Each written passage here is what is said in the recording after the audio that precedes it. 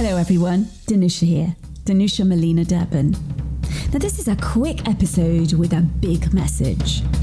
I've been hosting this podcast for just over 5 years. Now when I set out, my vision was to disrupt the idea that once we're mothers, life is done. My wish was to feature mothers disrupting this in their own ways. I didn't want a fixed question format in an interview show, so I built it with storytelling as the beating heart of the brand. What I think matters is sharing stories that dig deep, even when the story itself might seem familiar. I'm especially proud of my guests who go beyond their own usual telling of themselves as mother and fallible human being.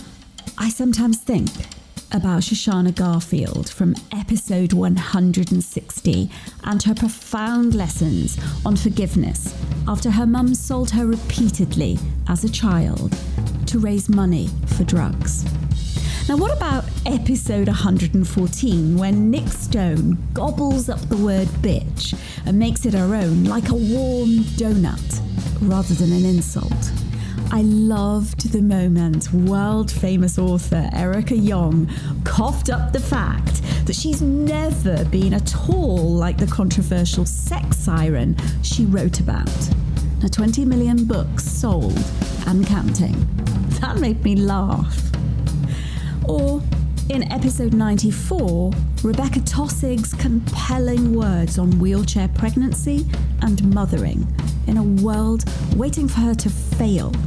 And then the rallying cries for anger called for by New York Times best-selling writer Kate Baer in episode 117, which were dialed even higher by fellow poet Holly McNeish's raucous spirit in episode 145. Now, my personal top 3 episodes are a Sunday supplement called Overcoming Adversity in Relationships, which is sandwiched between EP 96 and EP 97. This well-known couple uncover an excruciating hidden truth about their marriage on air, which ended not long after this interview. And I am talking about the marriage. Then there's episode 163, when my eldest daughter Harriet breathes gusts of fresh air into what's possible in mother-daughter relationships. But there's one episode that took an unfeasible amount of heart-searching hours, but in the end, turned out to be the most downloaded one of all.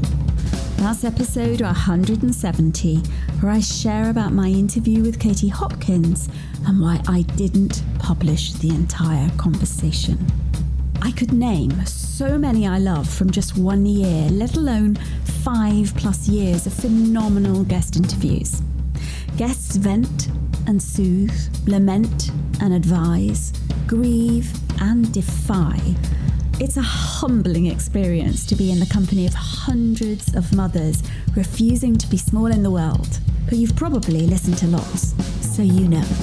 Which brings me to my announcement. Over the past year, I gained clarity. I've got to continue growing as a podcaster, support more people doing the hardest job, parenthood, and bring thought leadership on this topic to more corners of the world.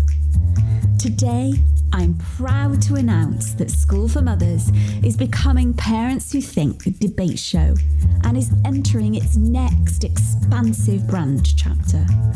It lands early next month in an upgraded podcast format. An official trailer of Parents Who Think drops soon. It'll give you a sense of what's to come and how you can get involved. Until then, thank you for all your support in making School for Mothers what it became today.